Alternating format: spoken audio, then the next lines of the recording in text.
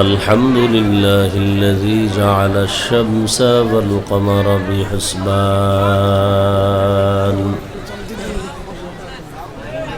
والنجم والشجر يسجدان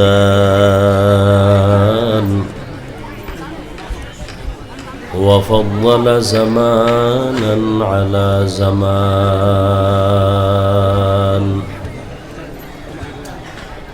كما فضل مكانا على مكان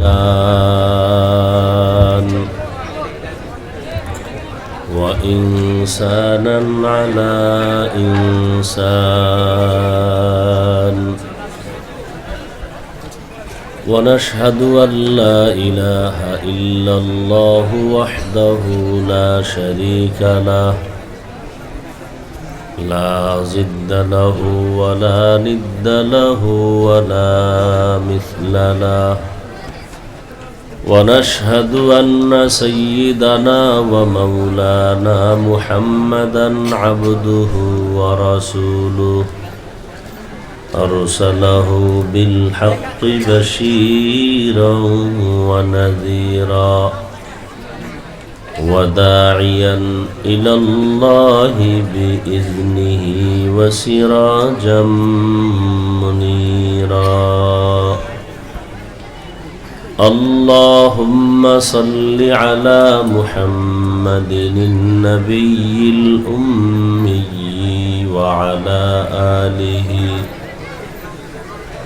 وعلى آله وسلم تسليما وبعد فأعوذ بالله من الشيطان الرجيم بسم الله الرحمن الرحيم وما أرسلناك إلا رحمة للعالمين وقال النبي صلى الله عليه وآله وسلم كل أمة يدخلون الجنة إلا من أبى قيل من أبى قال من أطاعني دخل الجنة ومن عصاني فقد أبى أو كما قال النبي عليه الصلاة والسلام صدق الله مولانا العظيم وصدق رسوله النبي الأمي الكريم ونحن على ذلك من الشاهدين والشاكرين والذاكرين والحمد لله رب العالمين سبحانك لا علم لنا إلا ما علمتنا إنك أنت العليم الحكيم رب اشرح لي صدري ويسر لي أمري واحلل عقدة من لساني يفقه قولي এই ভলিউম বাড়ানো যায় না এটা বলতে হবে রিভার্ব বাড়াও মনিটরের ভলিউম বাড়াও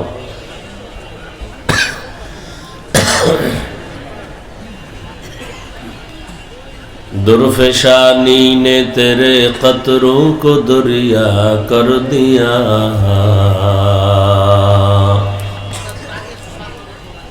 दुर्फेशानी ने तेरे कतरों को दरिया कर दिया दिल को रोशन कर दिया आँखों को बीना कर दिया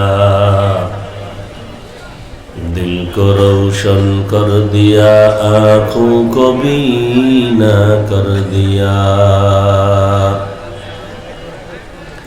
हकीकत खुल जाएगी बवक्त इम्तिहा तेरे हकीकत खुल जाएगी बवक्त इम्तिहान तेरे के सुस्ती में या मेहनत में गुजारी जिंदगी तूने के सुस्ती में या मेहनत में गुजारी जिंदगी तूने मोहम्मद ने आकर कुफर को मिटाया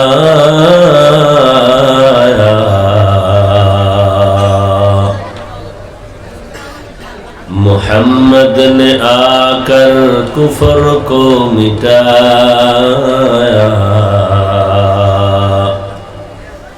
कुफर को मिटाकर सदाकत बताया कुफर को मिटाकर सदाकत बताया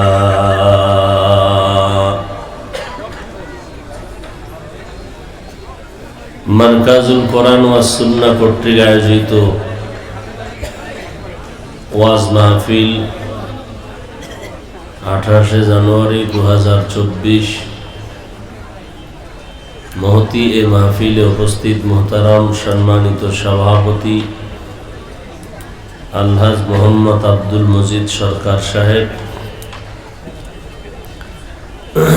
প্রধান অতিথি আলহাজ আব্দুল্লাহ আল মামুন মন্ডল সাহেব সহ অন্যান্য অতিথিবৃন্দ হযরত উলামায়ে কেরাম এলাকার বিভিন্ন স্থান থেকে আগত আল্লাহ পাকের আশিকিন জাকিরিন শাকিরিন মুহিব্বিন মুরব্বিয়ান আযম কলিজার টুকরা আমার সমবয়সী যুবক বন্ধুগণ স্নেহের ছোট ভাই পর্দার আড়ালে সম্মানিতা মা ও বোনেরা আল্লাহ পাকের দরবারে শুকর যে আল্লাহ পাক এই ফিতনার যুগে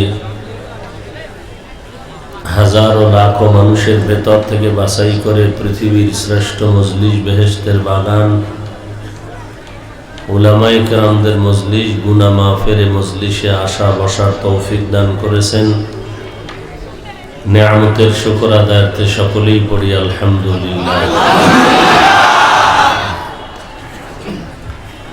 दरूद सलाम सय्यदुल मुरसलीन रहमतुल लिल आलमीन शफीउल मुज़निबीन खातमुन नबिय्यीन सय्यदुस सखलैन इमामुल मुरसलीन शफीअ आज़म रसूल अकरम रहमत आलम नबियुल अरब वल आजम हबीब किबरिया अशरफुल अंबिया सय्यदुल अंबिया शफीअ महशर साक़ी कौसर आका नामदार मदीना का ताजदार आफ़ताब नबूवत फ़ख्र मौजूदात सय्यदुल मखलूक़ात हज़रत मुहम्मदुर रसूलुल्लाह सल्लल्लाहु अलैहि व आलिहि वसल्लमेर উপর সর্বোপরি শুকর যাদের অক্লান্ত পরিশ্রমের মাধ্যমে আজ সুন্দর আয়োজন সময় পরামর্শ অর্থ দিয়ে দোয়া করে উপস্থিত হয়ে মাইক লাইট প্যান্ডেলের ব্যবস্থাপনার মাধ্যমে সহযোগিতা যারা করেছেন প্রত্যেককে আল্লাহ পাক এই খিদমতের বরকতে দুনিয়াতে শান্তি পরকালে চিরমুক্তির ব্যবস্থা করে দিন আমিন দীর্ঘ সময় হযরত উলামায়ে কেরাম আলোচনা করেছেন আপনারা শুনেছেন উলামায়ে হযরতদের প্রত্যেকটা কথা সবাইকে সহি তরিকায় আমল করার তৌফিক দান করেন আমিন উলামায়ে হযরতদের ইজ্জতকে আল্লাহ বেশি বেশি বাড়ায় দেন আমিন ফেসবুকে লেখালেখির মাধ্যমে মিডিয়ায় অপপ্রচারের মাধ্যমে যারা আলেমদের ইজ্জতকে ছোট করার ষড়যন্ত্র করে আল্লাহ ওদের হেদায়েত দান করেন আমিন আল্লাহ পাকের ইলম ও কুদরতে যদি হেদায়েতের দৌলত না থাকে আল্লাহ কুদরতের দ্বারা ওদেরকে দমন করে দেন আমিন আমি আপনাদের দোয়া নেওয়ার আশায় সংক্ষিপ্ত আলোচনার নিয়তে কোরআনে হাকিমের এক টুকরো আয়াতে কারিমা তিলাওয়াত করেছি রাসূল আরবি সাল্লাল্লাহু আলাইহি ওয়া আলিহি ওয়াসাল্লামের অসংখ্য অগণিত অমীয় বাণী হাদিস শরীফের মধ্য থেকে একটি হাদিস পড়েছি আয়াত ও হাদিসের আলোকে ইখলাস ও রুহানিয়তের সমন্বয়ে কিছু কথা বলার মতো শুনবার মতো আল্লাহ আমাকে আপনাদের প্রত্যেককেই সহি নিয়তে, সহি তরিকায়, সহি কিছু কথা বলার ক্ষেত্রে, শুনবার ক্ষেত্রে আল্লাহ আমাদেরকে কবুল করেন। ওয়ামা আরসালনাকা ইল্লা রাহমাতাল লিল আলামিন। আল্লাহ বলেন, হে রাসূল করিম সাল্লাল্লাহু আলাইহি ওয়া আলিহি ওয়াসাল্লাম, আমি আপনাকে প্রেরণ করি নাই, হ্যাঁ করেছি জগৎসমূহের রহমত হিসেবে। নবীজি বলেন, কুল্লু উম্মতি ইয়াদখুলুনাল জান্নাতা ইল্লা মান আবা। প্রত্যেকটা উম্মত জান্নাতে যাবে, কিন্তু যারা আমি মুহাম্মদকে মানে না তারা ব্যতীত। কিলা মান আবা। সাহাবায়ে কেরাম বললেন, হে আল্লাহর রাসূল, কে আপনাকে মানে না? নবীজি বললেন, মান আতাআনি দাখালাল জান্নাহ ওয়া মান আসানি ফাকাদ আবা। যারা আমার ইতাআত করে, অনুসরণ করে, তারা জান্নাতি। যারা আমার ইতাআত নয় বরং বিরোধিতা করে, তারা আমাকে অস্বীকার করে, মানে না, এজন্য তারা জাহান্নামী।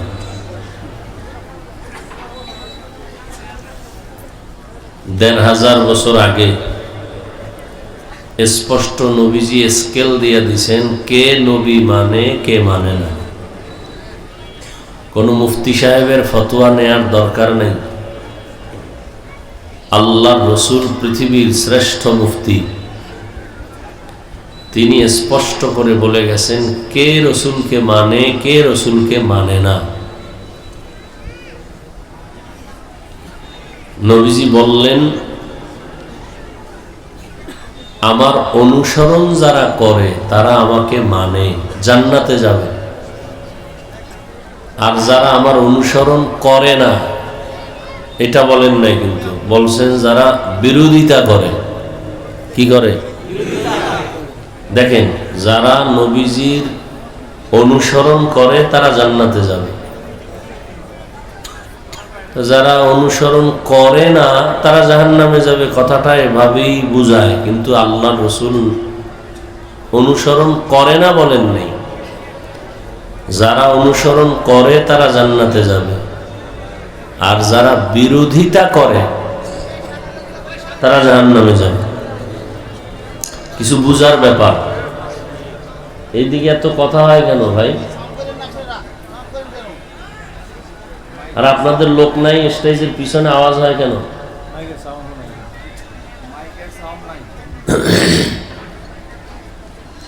ভালো মাইক তো, খুব খেয়াল করি। একজন আর একজনের প্রতি আকৃষ্ট হওয়া রাস্তা দুইটা। কয়টা? একটার নাম মুহাব্বত, আর একটার নাম ইতাআত। মুহাব্বত অর্থ ভালোবাসা, ইতাআত অর্থ অনুসরণ করা। মুহাব্বত অর্থ ভালোবাসা, ইতাআত মানে অনুসরণ করা, অনুকরণ করা। তো নবীকে কারা মানে, কারা মানে না? নবীকে ভালোবাসে তারা মানে, বিষয়টা কিন্তু এমন না। কথা ছোট, কিন্তু অনেক কিছু বুঝাবার ব্যাপার। নবী বলেন না যে আমাকে ভালোবাসলে সে জান্নাতি, বরং নবী বলছেন আমার অনুসরণ যারা করে, অর্থাৎ মুহাব্বত না, কি ইতাআত, অনুসরণ, তারা জান্নাতি। আবার যারা অনুসরণ করে না তারা জাহান্নামী, এটাও বলেন নাই, বরং যারা বিরোধিতা করে তারা জাহান্নামী। মুহাব্বত বা ভালোবাসা এটা সফলতার চূড়ান্ত পুঁজি নয়। সফলতার চূড়ান্ত গুণ হলো, পুঁজি হলো ইতাআত, অনুসরণ।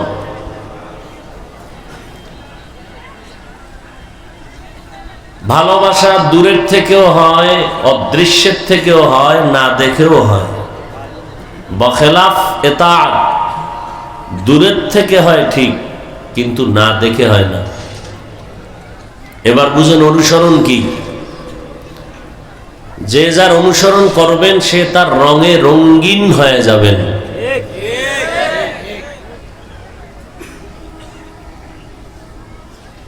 যে নবীর অনুসরণ করবেন সে নবীর আদর্শে আদর্শবান হবেন, নবীর রঙে রঙিন হবেন। যে আল্লাহর অনুসরণ করবেন সে আল্লাহর রঙে রঙিন হয়ে যাবেন। তবে ভালোবাসা আর অনুসরণের মধ্যে ব্যবধান কত? সফলতার চূড়ান্ত পুঁজি হলো অনুসরণ, ভালোবাসা নয়। আর ভালোবাসার জন্য দেখতে হয় না, দূরের থেকে না দেখে ভালোবাসা হয়, কিন্তু অনুসরণটা না দেখে হয় না। যেমন অনেক যুবক চুলগুলো আঁকা বাঁকা কেটে রাখছে। এই চিল্লাইবেন না। এটা কি হাসি তামাশার প্যান্ডেল না কান্নার প্যান্ডেল? হাসলেন কেন? কি আমি হাসির কিছু বলছি? তো হাসলেন কেন? কেন হাসছেন? এই বিষয়ে রাসূল ১৫০০ বছর আগে বলে গেছেন, লা ইমানা লিমান লা হায়া আলা, যাদের লজ্জা নাই ওদের ঈমান নাই। আর যার লজ্জা নাই ওর কাছে লুঙ্গি পরা আর ল্যাংটা থাকা সমান মনে হয়, ওর কাছে কান্না করা হাসি দেওয়া সমান মনে হয়।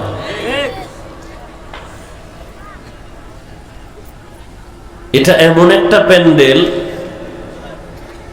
যেখানে বসার সাথে সাথে জীবনের গুনাহ মাফ। এমনকি নবীজি হাদিসে বলেন, পরশুদিন দেখলাম কেউ যদি ওলামায়ে আহলে হকদের কথা শোনার তাগিদে মোলাকাতে রওনা হয় ঘর থেকে, নবী বলেন আল্লাহ পাক ৭০,০০০ ফেরেশতার একটা কাফেলা তার সাথে দিয়ে দেন। ওই আলেম ওলামাদের মজলিসে আসা পর্যন্ত এরা শুধু দোয়াই করতে থাকে। অতএব চালাকি বহুত করতে পারেন, আমার থেকে অনেক জ্ঞানী, আমার থেকে অনেক চালাক, কিন্তু এই মজলিস চালাকি করার জায়গা না। ভালো হইতে বহু সময় লাগে, কপাল ফুটতে ১ সেকেন্ড। আর কপাল যদি পুড়িয়েই যায়, তাহলে আমি কেন, আমার ১৪ গোষ্ঠী কেন, আর আমার ১৪ পুরুষ কেন, আর আবু বকর, ওমর, ওসমান, আলী সাহাবী কেন? স্বয়ং রসুল যার কোনো গুনাহ নাই, সেও যদি বয়ান করে কপালে হেদায়েতের কালেমা আসে না। এরকম কোন দৃষ্টান্ত ইতিহাস আছে তো? যে নবীর মতো ব্যক্তি যার কোনো গুনাহ নাই, সে পর্যন্ত বয়ান করার পরেও কপাল পুড়ে গেছে, কালেমা পড়ে নাই। বলেন তো জানা থাকলে কে? তাহলে আমরা কে? আমাদের তো কোনো টাইমই নেই, আমরা তো মানুষের কাতারেই নাই। লেবাস পরলে না এখন বোঝা যায় আমি মানুষ, লেবাসটা খুললে আমার চরিত্র কুত্তার থেকেও খারাপ। কিন্তু যে রসুল উম্মতের হাদি, তার বয়ানও কালেমা পড়ে না, বুঝেন কি পরিমাণ কপাল পুড়লে এমন হয়। আর কপাল যদি ভালো থাকে তো রসুলকে জবাই করতে এসেও হেদায়াত পেয়ে যায়। কে কে? চালাকি করবেন না, এটা চালাকির জায়গা না, এটা কান্নার জায়গা, এটা তওবা কবুলের জায়গা।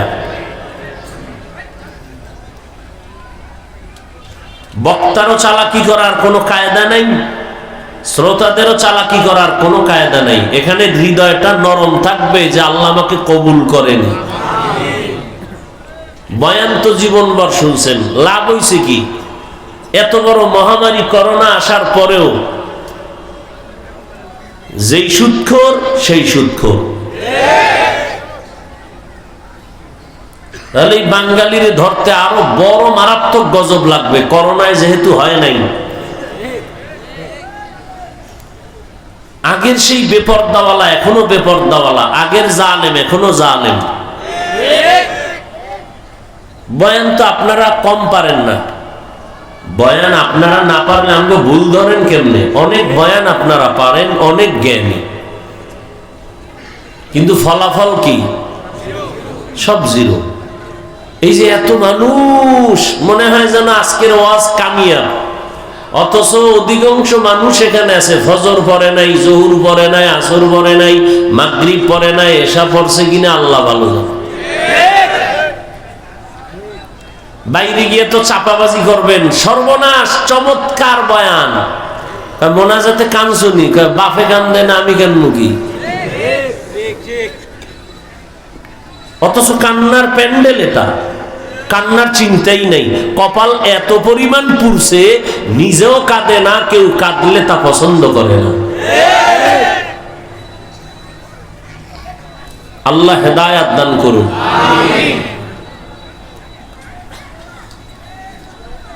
তাহলে যুবককে জিজ্ঞাসা করলাম, চুলগুলো আঁকা বাঁকা কেন? বলে হুজুর আমি একজনের অনুসরণ করি। আচ্ছা কার অনুসরণ করো? বলে বিদেশি এক খেলোয়াড়। তুমি তাকে দেখেছো, তার সাথে মোলাকাত হয়েছে? বলে হয় নাই। তুমি চিনো? চিনি না। সে তোমাকে চিনে? বলে আমাকে চিনবে দূরের কথা, আমার দেশের নামই জানে না। তা অনুসরণ করতে হলে তো দেখতে হয়, শর্ত না দেখে অনুসরণ করা যায় না। কাহা দেখেছি, ডাইরেক্ট নয়। কেমনে? ইনডাইরেক্ট তাকে দেখেছি, ছবির মাধ্যমে, ভিডিওর মাধ্যমে। তাহলে কি বুঝলাম? না দেখে অনুসরণ হয় না। এখানে আপনারা যারা আসছেন 100% আমি নিশ্চিত আপনারা সবাই আমাকে ভালোবাসেন। কত পার্সেন্ট নিশ্চিত? 100%। এর থেকে আরো বেশি আমি নিশ্চিত কেউ আমার অনুসরণ করেন না। এবার বুঝেন ভালোবাসার অনুসরণ ব্যবধানটা। যেমন যদি কেউ আমার অনুসরণ করতেন, তাহলে তার টুপি আমার টুপির মতো হবে, তার রুমাল আমার রুমালের মতো হবে, তার জামাটা আমার জামার মতো হবে, অর্থাৎ সে আমার রঙে রঙিন হয়ে যাবে। তাহলে আপনার অন্তরে ভালোবাসা আছে কি নাই? অনুসরণ নাই। মোহাব্বত আছে, ইতাআত নাই। কিন্তু মোহাব্বত সফলতার চাবি নয়। সফলতার চাবির নাম ইতাআত, বাংলা অর্থ অনুসরণ। আপনারা বর্তমান পৃথিবী সহ ধরে নিলাম, যত রসুলের আশেক আছে, সব রসুলের ইশক আর ভালোবাসা এক পালায় দিলে আবু তালিবের ভালোবাসার সমান হবে না। কথা ঠিক? কিন্তু আবু তালেব কি জান্নাতি? এবার বুঝেন তো আসলে কলিজা দিয়া নবীকে ভালোবাসিয়াও জান্নাতি না কেন? কি নাই? মোহাব্বত আছে কি নাই? ইতাআত নাই। নবীকে কলিজা দিয়া ভালোবাসছেন, কিন্তু অনুসরণ করেন নাই। করছেন? করেন নাই। তাহলে স্পষ্ট নবীকে কে মানে? যে নবীর অনুসরণ করে। নবীকে কে মানে না? গেলেন আউলিয়ে গেছেন 5 মিনিটে। আমি কিন্তু বারবার এটাকে রিপিট করছি, যে নবীর অনুসরণ করে সে জান্নাতি। কিন্তু এর বিপরীতে কথা আসে, যে নবীর অনুসরণ করে না সে জাহান্নামী। কিন্তু নবী একথা কিন্তু বলেন নাই যে অনুসরণ করে না সে জাহান্নামী, বলেন নাই। কি বলছেন? যে বিরোধিতা করে। ওমান আসানি। আচ্ছা এখান থেকে কি বুঝার আছে? মারাত্মক একটা পয়েন্ট বুঝার আছে। কি বুঝার আছে খেয়াল করেন। যারা অনুসরণ করে তারা জান্নাতি, যারা অনুসরণ করে না এরা দুই দল। কয় দল? এক দল আগ্রহী আর এক দল বিদ্রোহী।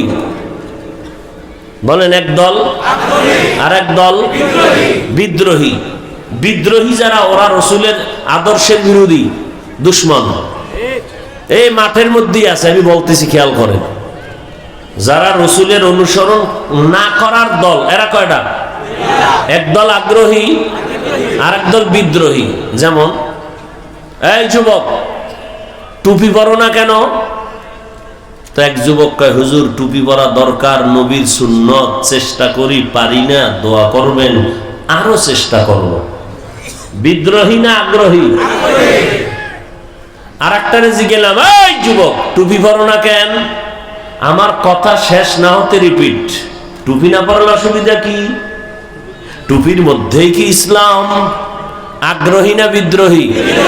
এটা বেয়াদব, এটা গাদ্ধা, এটা রসুলের দুশমন। বুঝাইতে পারছি?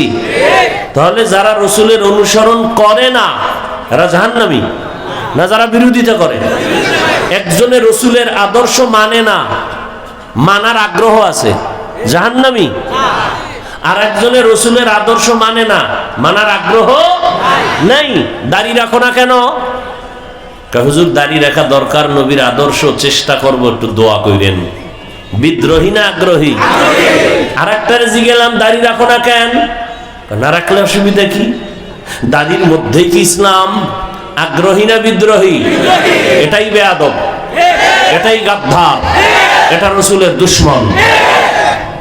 তাহলে যে আগ্রহী মানে না, নবীর আদর্শের অনুসরণ করে না, কিন্তু বিদ্রোহী না আগ্রহী?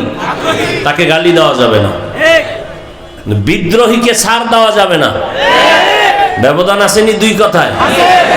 আগ্রহীকে গালি দেওয়া যাবে না, বিদ্রোহীকে ছাড় দেওয়া যাবে না। সুযোগ পাইলেই জুতার বাড়ি, সুযোগ পাইলেই ফিডা। আগ্রহীকে গালি দেওয়া যাবে না, ওরে বুঝাইতে হইব আসো। আর বিদ্রোহী ওটা চূড়ান্ত খারাপ, ও জেনে শুনেই রসুলের সাথে গাদ্দারি করে। কথা বুঝাইতে পারছি? এটা আসল ওয়াজ। এইবার কিছু আওয়াজ শুনবেন, আওয়াজ। আওয়াজ না দিলে তো কইবেন ওয়াজই হয় নাই। এটা একটু ওয়াজ করলাম, এবার একটু আওয়াজ দেই, টাইম কম যেহেতু, ওখানে আবার বয়ানে যেতে হবে। এ হাদিস নিয়ে কিছু কথা বলছি, আমরা আহলে হাদিস না তো, এই জন্য হাদিস নিয়ে কিছু বললাম। ওরা বলে আমরা হাদিস মানি না। হাদিস মানি না, না মানি বুঝাই দিলাম। আমরা আগ্রহী, আমরা বিদ্রোহী নয়। এবার আয়াত নিয়ে কিছু কথা বলি। ওয়ামা আরসালনাকা ইল্লা রাহমাতাল লিল আলামিন।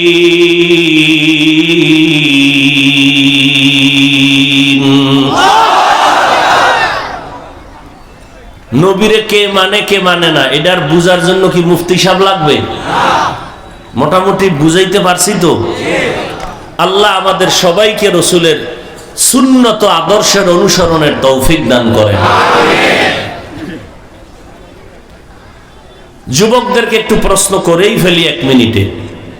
যুবকেরা বলো তো, আমার রসুলের থেকে দামি কোন মুফতি, কোন মুহাদ্দিস, কোন মুফাসসির, কোন মুবাল্লিগ, কোন মুজাহিদ, কোন দার্শনিক, কোন কলামিস্ট, কোন বৈজ্ঞানিক পৃথিবীতে ছিল?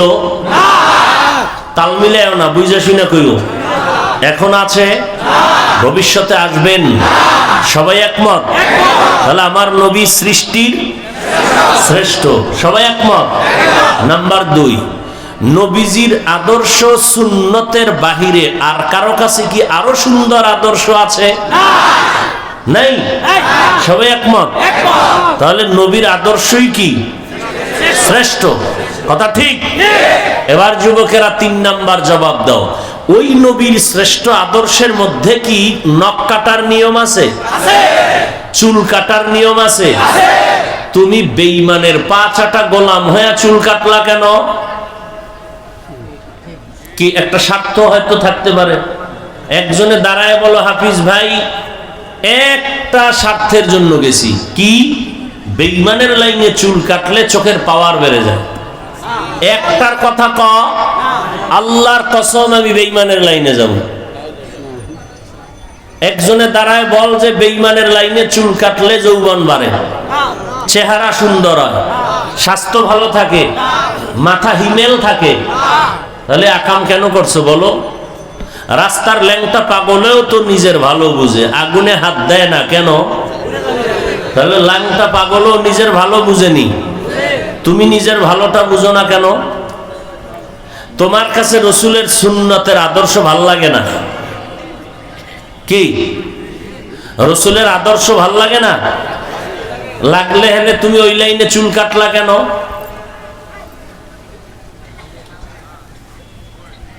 কি ফায়দা, কি লাভ, কি? বড় আফসোস। আবার দাবি করো রসুলের আশেক। আচ্ছা, রসুলের রেখে যাওয়া সুন্নতের আদর্শ একটু আগেই সবাই স্বীকৃতি প্রদান করলেন শ্রেষ্ঠ। ওই রসুলের আদর্শ কি হিন্দুরা পালন করবে? ইহুদিরা, খ্রিস্টান, বৌদ্ধ, কারা করবে? কোন দেশের মুসলমান?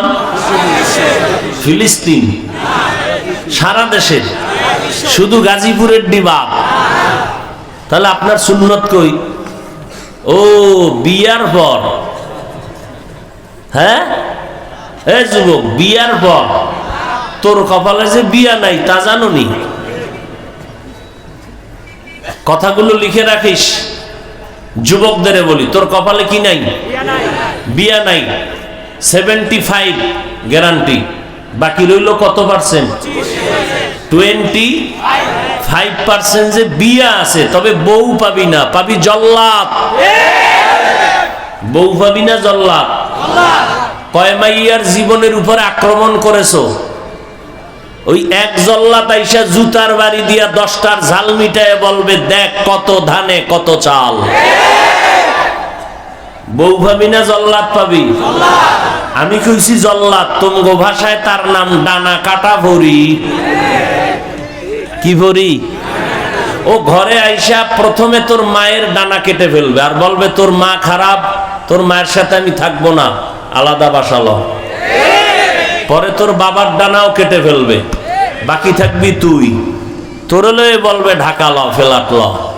ওখানে গিয়া তোরে চুষে চুষে খাইয়া ফকিন্নি বানাইয়া তোর ডানা কেটে ভিন্ন পাখির সাথে কথা বলবে অন্য গাছে গিয়া।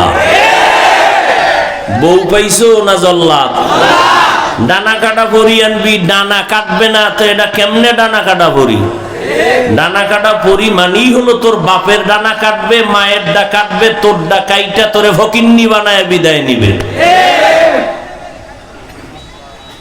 আমার কথাগুলো যদি অযৌক্তিক হয় বল, আমি কানে ধরে তওবা করি। কারণ মোবাইল চালাইয়া সারা রাত যেই গুনাহ করো, এই গুনাহের দ্বারা আল্লাহ ভালো কিছু তোর কপালে দিবে না। হ্যাঁ, যদি তওবা করো রাস্তা খুলে যাবে, কারণ আল্লাহ তো দয়াময়। ইয়া ইলাহি तू मेरा माबूद है, या इलाही तू मेरा माशूक है। पैगम्बर आरबी আল্লাহ বলেন, আমি সারা দুনিয়ার মানুষের জন্য এক আদর্শের মডেল বানাইয়া পাঠাইলাম। এমন একটা জমিনের মধ্যে আমি রহমতের নবীকে পাঠাইলাম, মক্কা নগরী। আল্লাহ বলেন, নবী আমি আপনাকে পাঠাই নাই, রাহমাতুল লিল আলামিন করে পাঠাইছি। এখানে খেয়াল করি আরেকটা কথা, রাহমাতুল লিল আলামিনের তরজমা অনেকে করে থাকেন উভয় জগতের জন্য রহমত। উভয় জগৎ বলতে দুনিয়ার জগৎ, পরকাল জগৎ। তরজমা সহি নয়। আমি তরজমা করেছি রহমাতুল লিল আলামিন মানে জগৎ সমূহের জন্য রহমত। জগৎ কি দুইটা? রূহের জগৎ এক জগৎ, মায়ের গর্ভের একটা জগৎ, দুনিয়ার এক জগৎ, আলমে বরজখ কবরের আর একটা জগৎ, হাসরের ময়দানের এক জগৎ, জান্নাত ও জাহান্নামের এক জগৎ। আল্লাহ বলেন, নবী আপনাকে আমি রহমত করে পাঠাইলাম, শুধু উভয় জগৎ না, জগৎ সমূহের জন্য আপনি পুরাটাই রহমত।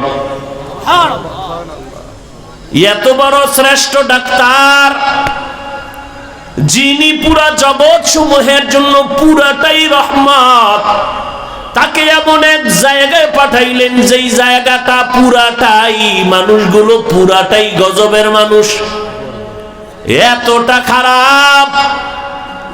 গোটা পৃথিবীতে ওই সময় মক্কার মতো চরিত্রহীন লম্পট কোন মানুষ আর জমিনে কোথাও ছিল না।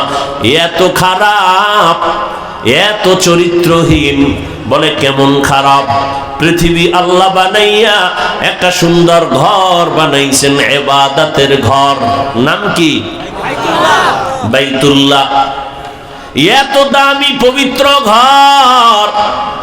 ইন্না আউয়ালা বাইতিন উযিআ লিন-নাসি লাল্লাযী বিবাক্কাতা মুবারাকান ওয়া হুদা মুবারাকান ওয়া হুদাল লিল আলামিন।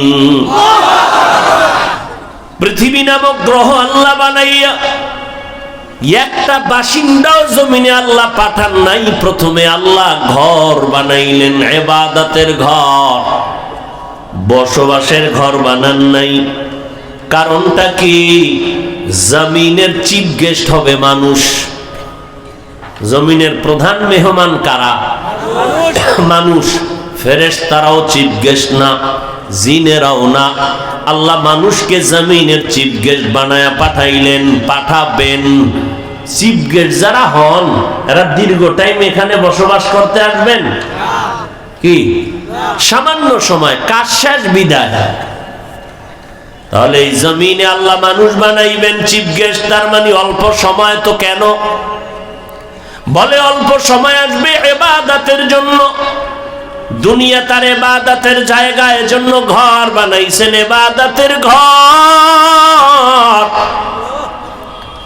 দুনিয়ার মানুষ দুনিয়ায় করবে ইবাদত, আরামে বসবাস করার জন্য আল্লাহ বানায়া রাখছেন জান্নাত। हकीकत से तू दुनिया बेखबर है, दुनिया की नुमाइश पर नजर है। नमी गुयम के अज दुनिया जुदाबाश, बहरुकारे के बाशी बा खुदाबाश। আমার নবী রূহের জগতের জন্য রহমত, দুনিয়ার জগতের জন্য নবী রহমত, কবর জগতের জন্য আমার নবী রহমত, হাসরের ময়দানের জন্য আমার নবী রহমত, জান্নাত ও জাহান্নামের বেলা আমার নবী রহমত। নবী মক্কা নগরীতে আসেন, রহমতের বাড়ি ধারা শুরু হয়ে গেল। যেই মানুষগুলো এত চরিত্রহীন, যেই বাইতুল্লাহর দিকে শুধু নজর দিয়া তাকায় থাকবে, কিছু বলবে না, এরপরও শুধু সওয়াব লেখা হবে। এত একটা দামি বাইতুল্লাহ ঘর, যেই ঘরের আঙ্গিনায় 1 রাকাত নামাজ পড়লে কত সওয়াব, 1 লক্ষ রাকাত নামাজের সওয়াব। এত দামি একটা ঘর, ওই ঘরের মধ্যে মানুষগুলো এত খারাপ। ঘরের ভেতরে 360টা মূর্তি টানাইয়া নারী আর পুরুষ উলঙ্গ হইয়া একত্রে বাইতুল্লাহ তাওয়াফ করে, কত খারাপ। এই মানুষগুলো এত খারাপ, নিজের কলিজার আপন কন্যাকে জিন্দা হত্যা করে বাবা হইয়া, লজ্জায় মাথা উঁচু করে না, পাথর চাপা দিয়া মেরে ফেলে নিজের আপন মেয়ে। এতটাই খারাপ। মাত্র 13 বছরের ব্যবধানে ওই মানুষগুলোকে রহমতের নবীর সোহবতে এরা এত দামি হয়ে গেল। আল্লাহ জিব্রাইল আমিনকে পাঠায় কয়, লিস্টি দিলাম, নবীরে গিয়া দাও। এই লিস্টির ভিতরে 10 জনের নাম আছে, এদেরকে জানায়া দাও আর বিনা হিসাবে জান্নাতি। এই মানুষই মাত্র 13 বছরের ব্যবধান, রসুলের মেহনত। এত বড় চরিত্রহীন মানুষ, এদেরকে স্বর্ণের মানুষ বানাইতে আমার নবীর কোনোদিন একটা গালি দেওয়া লাগে নাই, চোখের গরমও দেখান নাই। আমার নবী গালির কোনো জবাবও দেন নাই, একটা বেতের বাড়িও দেন নাই। অথচ লিস্টি আইসা গেছে আরশে আজিম থেকে এরা জান্নাতি। আল্লাহ জানায় দেন রাদিয়াল্লাহু আনহুম ওয়া রাদু আন। ও নবী, আপনার সোহবতে যারা আসছে এরা সাহাবা, এদেরকে আমি আল্লাহ এত খুশি হয়ে গেলাম এদের উপর, এরাও আমার উপরে খুশি, আমিও খুশি, আমি আল্লাহ এদের জান্নাতি বলে ঘোষণা দিয়ে দিলাম। কিন্তু ১৫০০ বছর পর আজ আমার সমাজের ভেতরে অনেকে সাহাবায়ে কেরামদের নিয়ে সমালোচনা করে, লেখার মাধ্যমে, বলার মাধ্যমে। আল্লাহর কসম একবার, আল্লাহর কসম দুইবার, আল্লাহর কসম তিনবার, ওয়াল্লাহি বিল্লাহি তাল্লাহি, যারা সাহাবায়ে কেরামের বিরুদ্ধে লেখালেখি করবে, ইশারা ইঙ্গিতে আর যারা বক্তব্য দিবে, ৩ বার কসম করে বললাম, এরা ইসলামের দুশমন, এরা রসুলের দুশমন, এরা ভণ্ড। এদেরকে যারা ভণ্ড বলবে না তারাও ভণ্ড। বলবেন এই জমিনে কি সাহাবাদের বিরোধিতা করার কেউ আছে? নাই? আরে বড় এক মুফতি সাহেব, কি সাহেব? মুফতি সাহেব বলে ওমরে ফারুক সাহাবী ভণ্ড। আছেন কোন দেশে? খবর নাই। সাবধান, আমার নবী রহমতের নবী। কেমন রহমতের নবী আমার নবী, আলাদা আলাদা সিস্টেমে রহমত। দুনিয়াতে আমার নবী মুমিনের জন্য যেমন রহমত, বেঈমানের জন্য তেমন রহমত। আমার নবী দুনিয়ার জমিনে পুরুষের জন্য যেমন রহমত, নারীদের জন্য আলাদা রহমত। আমার নবী যেমন মানুষের জন্য রহমত, তেমন জঙ্গলের প্রাণীদের জন্য রহমত। আমার নবী জঙ্গলার প্রাণীদের জন্য যেমন রহমত, সমুদ্রের প্রাণী মাছের জন্য নবী তেমন রহমত। আমার নবী গাছের জন্য রহমত। একটা একটা যদি বুঝাইতে যাই সারা রাত কাটিয়া যাবে, শেষ হবে না। কেমন মায়ার নবী, মরা গাছে নবীরে চিনে, জেন্দা মানুষ ওই নবীরে চিনলি না। যদি চিনতিরে গাজীপুরের মানুষ, আমার নবীর সুন্নতের জবাই কইরা বেঈমানের পা চাটা গোলামি করতে পারতি না। আব্দুল্লাহ মামুন সাহেব ফিলিস্তিনের দরদ নিয়ে কথা বলছেন। তুমি ফিলিস্তিনের মুসলমানের জন্য কাঁদবা কখন? তোমার দিলে রসুলের মোহাব্বত থাকলে না। তুমি নিজে ডাইরেক্ট রসুলের আদর্শকে জবাই করতেছো, সুযোগ পাইলে কওমের বিরুদ্ধে লিখতেছো, দেওবন্দীদের বিরুদ্ধে লিখতেছো, তাবলীগের বিরুদ্ধে লিখতেছো, আলেমদের বিরুদ্ধে লিখতেছো। তোমার দ্বারা তাদের পক্ষে কি হবে? তুমি ফাঁকে ফাঁকে আবার সিফাগল্লিতে গিয়া মন্তব্য করো ফিলিস্তিনে মানুষ মরলে বাংলায় স্লোগান দিলে লাভ কি? হ্যাঁ, কি বহুত আছে, বহুত আমগো লাইনের মুসলমান আছে, হিন্দুরাও বলে না। বহুত আল্লাহর বান্দা আছে। দোকানে যাবেন ঘুরতে, ভাই ওয়াজ হবে, কালেকশন করে কিছু টাকা দেন, বলবে এত ওয়াজ দিয়া লাভ কি?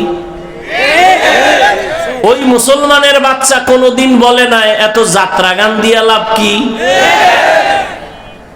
এত সিনেমা হল দিয়া লাভ কি, কোনদিন বলবে না। ভাইরা আমার, রহমতের নবী আমার এমন আদর্শ দিয়ে গেলেন।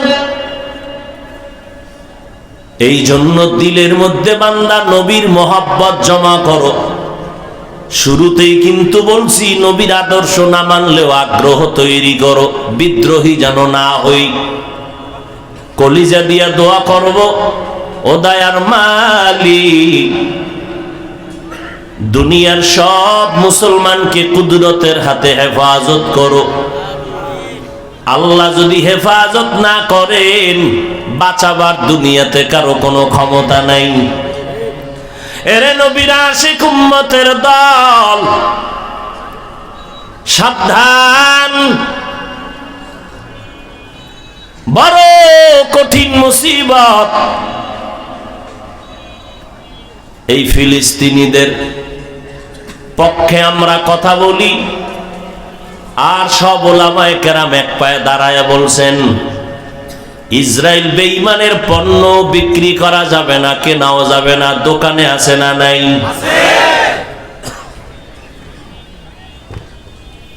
ও আল্লাহর গোলাম, এজন্য আমরা বয়ান বন্ধ করে দিব না। আমাদের বলার দায়িত্ব বলবো, যাকে বুঝানোর দায়িত্ব বুঝাবো। কে মানবে কি মানবে না সেটা তার ব্যাপার, আর আল্লাহর ফয়সালা। এরে নবীর আশিক উম্মতের দল, ওই নবী রেখে যাওয়া সুন্নতের আদর্শ হিন্দু বৌদ্ধ ইহুদি খ্রিস্টানরা পালন করবে না, মুসলমানরাই পালন করবে। আর সেই পালনের ব্যাপারে অন্তরে আগ্রহ তৈরি করার জন্যই আলেমদের মেহনত, দিন নাই রাত নাই, খানা নাই ঘুম নাই। তাবলিগলারা দৌড়ায়, পীর সাহেবরা দৌড়ায় মুসলমানের পিছনে, দাওয়াতের পিছনে। ও আল্লাহর বান্দা, কেউ বলে না আমার দলে আসো, সবাই বলে মদিনাওয়ালা নবীর আদর্শের মালা গলায় লাগাও। স্কুলে পড়ো বাধা নাই, কলেজে পড়ো বাধা নাই, চাকরি করো বাধা নাই, ব্যবসা করো বাধা নাই। নবীর তরিকা মতে চলবা। ডাক্তার হইল তোমার সম্মান সবার উপরে, নবীর আদর্শ নিয়ে চলবা। ইঞ্জিনিয়ার হইল সম্মান উপরে। আর নবীর আদর্শ জবাই করেও যদি চলিয়া ডাক্তার হও, ডাক্তার হতে পারবা, তবে তাসলিমার মতো জুতার বাড়ি ছাড়া উপায় নাই। ভাইরা আমার, এরে যুবক, তোমার কাছে জানি কে বুঝাইছে ইসলাম অনেক কঠিন, কিন্তু আল্লাহর কসম সারা দুনিয়াতে ইসলাম ধর্মের মতো সহজ কোন ধর্ম নাই। কত সহজ। তুমি ব্যবসা করবা, ইসলাম নিষেধ করে না। অনেকে মনে করে ইসলাম অনুযায়ী নবীর আদর্শ মানলে বুঝি আমার স্বাধীনতা থাকবে না, ব্যবসা বাণিজ্য লেখাপড়া বন্ধ হয়ে যাবে। কে বলেছে তোমাকে?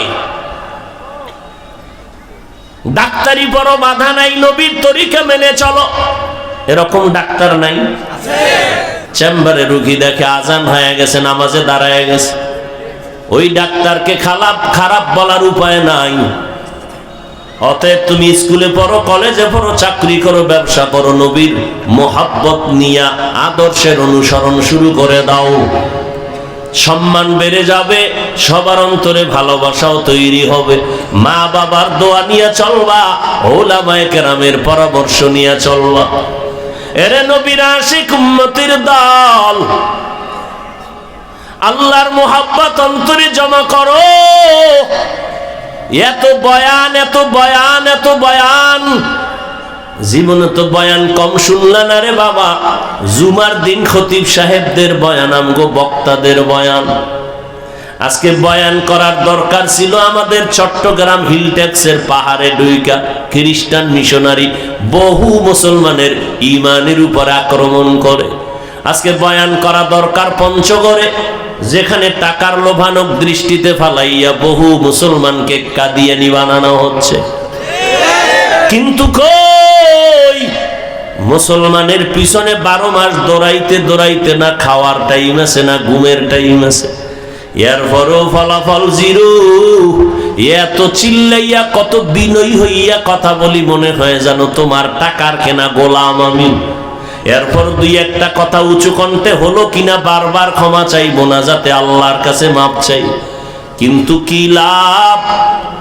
বয়ানের আগেও দেখি আল্লাহর বান্দা বিড়ি টানে, মোনাজাতের পরও বিড়ি টানে। এরকম আশেক নাই কেউ? তাই কি মোনাজাত দিয়েই রাস্তায় গিয়ে বিড়ি, মোনাজাতে কি বিড়ি চাইছে নি? একটু চিন্তা করা দরকার।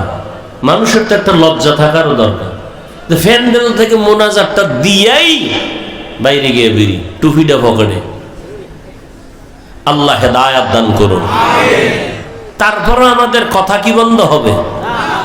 কথা আমরা চালায় যাব, সংখ্যায় বেশি না হোক। সিলেটের জমিনকে বিজয় করার জন্য তো আর বেতের বাড়ি লাগে নাই, এক শাহজালাল যথেষ্ট হয়ে গেছে। আমার মাওলার রহমত, তাহাজ্জুদের কান্না, ফজরের আজানের ধ্বনি। এরে নবীর উম্মতের দল, এখন থেকে তৈরি হয়ে যাও রে যুবক। মনে করিও না ফিলিস্তিনের উপরে বুঝি বেঈমানের আক্রমণ, না। গোটা দুনিয়ার বেঈমানের টার্গেট হলো গোটা দুনিয়ার মুসলমান উম্মত। সারা দুনিয়ার মুসলমানকে টার্গেটে রেখেছে বেঈমান। অতএব আগের থেকেই রেডি হইয়া যাও। পারলে কাফনের কাপড় কিনে নাও, না হয় সাদা জামা কাপড় পরে থাকো। যেখানে ডাক আসবে দিনের জন্য হাজির হয়ে যাব। কোনো প্রশ্ন করা যাবে না। দিনের জন্য, কোনো ব্যক্তির জন্য না, আল্লাহর জন্য, রসুলের আদর্শের জন্য। যেখানে ডাক আসবে, যখন আসবে, তখন সেখানে হাজির ইনশাআল্লাহ। অতএব ভাই, তোমরা স্কুলে পড়ো রে যুবক। মা বাবার দোয়া নিয়ে সামনে আগাও, উলামায়ে কেরামের পরামর্শ নিয়ে সামনে আগাও। মানুষের সাথে ভালো আচরণ করো, জবানটাকে কন্ট্রোল করো। মা বাবার দোয়া ছাড়া কোনোদিন সফল হতে পারবা না। উলামায়ে কেরামের পরামর্শ না নিয়ে দিনের পথে আগাইতে পারবা না। অতএব এখন থেকে তওবা করে নাও। আমার মাওলার কাছে গুনার কথা স্মরণ করে তওবা করো। মনে মনে আল্লাহকে বলো, ও দয়ার মালিক, জীবনে কত অপরাধ করলাম শয়তানের ধোকায় পড়ে। মনে হয় যেন গুনার কারণে আমার হাত না পাক, গুনার কারণে আমার চোখ না পাক, গুনার কারণে আমার জিহ্বা না পাক, গুনার কারণে আমার অন্তর না পাক। ও আল্লাহ, আজকে থেকে তওবার নিয়ত করে ফেললাম। মরিয়া তো একদিন যাব। হায়াতের মালিক আপনি, ইজ্জতের মালিক আপনি, রিজিকের মালিক আপনি। ও আল্লাহ, তোমার আমার মতো কত যুবক তাকায় দেখো, স্কুল পড়িয়াও নামাজ ছাড়ে না, রাস্তায় গাড়ি চালায় নামাজ ছাড়ে না। নিজের বিবেকটাকে জিজ্ঞাসা করো, বাবা তুমি কেন পারবা না? ও বুড়া বাবাজিরা, আপনার মতো কত বুড়া মানুষ হাতের মধ্যে লাঠি নিয়া মসজিদে গিয়া 5 বেলার নামাজ পড়ে, আপনারা কেন পারবেন না? পর্দার আড়ালের আম্মা জানেরা, আপনাদের এত সম্মান আল্লাহ দান করেছেন, কিয়ামত পর্যন্ত নতুন ভাবে কেউ আর আলাদা সম্মান দিতে পারবে না। আল্লাহ এত ইজ্জত দিছেন, কেউ যদি চালাকি কইরা আলাদা ভাবে নারীর সম্মান দিতে চায়, নারীর সম্মান হবে না, বরং হবে নারীরা আরো অপমান। কারণ আমার আল্লাহ আলিমুল গায়বি ওয়াস শাহাদা, নবীর মাধ্যমে সম্মান দিয়েছেন এত বেশি, যে কারণে কিয়ামত পর্যন্ত নারী সম্মানের জায়গায় থাকবে, কোনোদিন সম্মান নষ্ট হবে না। এরে আম্মা জান, আপনার মতো কত মা 5 ওয়াক্ত নামাজ পড়ে, স্বামীর মাল হেফাজত করে, সন্তানকে আদর্শওয়ালা বানানোর চেষ্টা করে, আপনি কেন পারবেন না? ও যুবকেরা, মা বাবার দোয়া নিয়ে আগাও। আল্লাহকে মনে মনে ডেকে ডেকে বলো, আল্লাহ যতদিন নামাজ ছেড়ে দিলাম, আজকে থেকে নামাজ ছাড়বো না, মা বাবাকে কোনোদিন কষ্ট দিব না। উলামায়ে কেরামের পরামর্শ নিয়ে চলবো, মা বাবার দোয়া নিয়ে চলবো, নবীজির তরিকার উপরে চলার চেষ্টা করব, সুন্নাত অনুযায়ী চলবো। ও আল্লাহ, দিনের জন্য জীবনটাকে আগায় দিব রে আল্লাহ। আল্লাহর কাছে যদি বলার মতো বলতে পারো, এক ফোঁটা চোখের পানিও যদি ছাড়তে পারো, তোমার 30, 40, 50 বছরের জীবনের গুনাহ আল্লাহ 1 সেকেন্ডে ক্ষমা করে দিবেন। ও আল্লাহর বান্দারা, তবে শুরুতেই কিন্তু বলেছিলাম, কপাল যদি পুড়িয়া যায়, নবীও বয়ান করলে হেদায়াতের কালেমা জবানে আসে না। আর কপাল যদি আল্লাহ খুলে দেয়, নবীর গর্দান কাটতে গিয়াও বান্দা কালেমা পড়ে নেয়। এই জমিনের মধ্যে ওই রকম কিছু কপাল পরা মানুষ থাকবে, হাজারো বয়ানে তাদের দিলটা নরম হবে না, চোখেও পানি আসবে না, ওই বয়ান শুনিয়া বান্দা তওবাও করবে না, বরং বাহিরে গিয়ে আরো সমালোচনা বাড়ায় দিবে। আর একদল আল্লাহর গোলাম গুনাহ নিয়ে ময়দানে ঢুকবে, হঠাৎ করিয়া মরণের কথা স্মরণ করবে আর চোখের পানি ছেড়ে বলবে, আল্লাহ জীবনে তো অন্যায় কম করি নাই, আমার গুনার খবর আমার মা বাবা ভাই বোনেরা কেউ জানে না, যদি জানতো কেউ সম্মানে আগাইতো না রে আল্লাহ। আপনি জানার পরেও রাগ করে পানি বন্ধ করেন নাই, বাতাস বন্ধ করেন নাই। ও দয়ার মালিক, আজকে থেকে তওবার নিয়ত করলাম, আর নামাজ ছাড়বো না, বেপরদায় চলবো না, মা বাবাকে কষ্ট দিব না, দাড়ি আর কাটবো না, উলামায়ে কেরামের পরামর্শ নিয়ে চলবো, নবীর তরিকা মেনে চলবো, দেশ ও জাতির বিরুদ্ধে ষড়যন্ত্র করব না। তওবা করার মতো যদি নিয়ত হয়, অন্তরে যদি কোনো দুর্বলতা না থাকে, খাঁটি তওবার নিয়তে দুটো হাত আমরা আল্লাহকে দেখাইয়া দেই। আয় আল্লাহ, হাতগুলো কবুল করে নেন, তওবা কবুল করে নেন, তওবার উপরে মজবুত হইয়া চলার মতো তৌফিক দান করেন। আমিন। আলহামদুলিল্লাহি রাব্বিল আলামিন।